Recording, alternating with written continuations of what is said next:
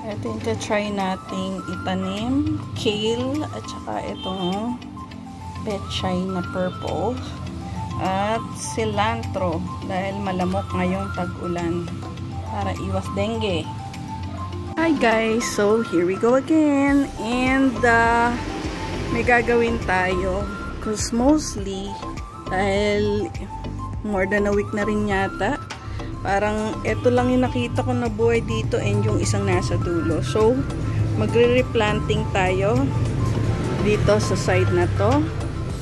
And, yun ang gagawin natin ngayon. Kasi etong ating seed tray, may mga nakatanim na dyan.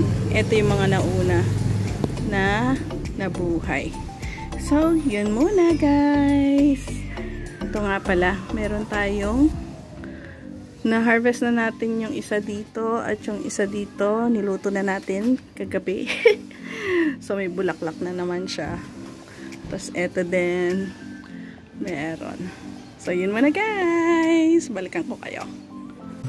Yan, binaba muna natin guys para magkaroon tayo ng access dito sa ating bottled pots, recycled pots.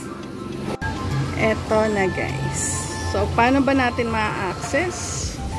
Dahil pare-pareho sila guys ng ng bottle.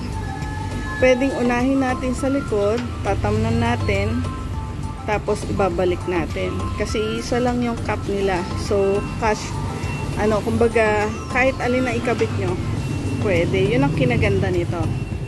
Ganito yon guys. Ayan natanggal natin. Pero naiwan yung mga cap. Ayan. Ayun meron tayong tumubo dun. Pero yun lang. Naku, nag-start na naman umulan. O sige, mamaya na uli guys.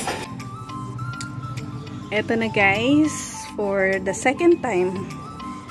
Except for this. At saka, well yun. Kasi na-transfer pala natin yung dalawang seedling dito sa isa sa mga bottles dito. But for now, lahat tong nakasabit, nagtanim tayo uli. Ayan. Ng purple bok choy or pechay. Ayan. So, yan naman na guys. At nagbabadya na naman ang ulan.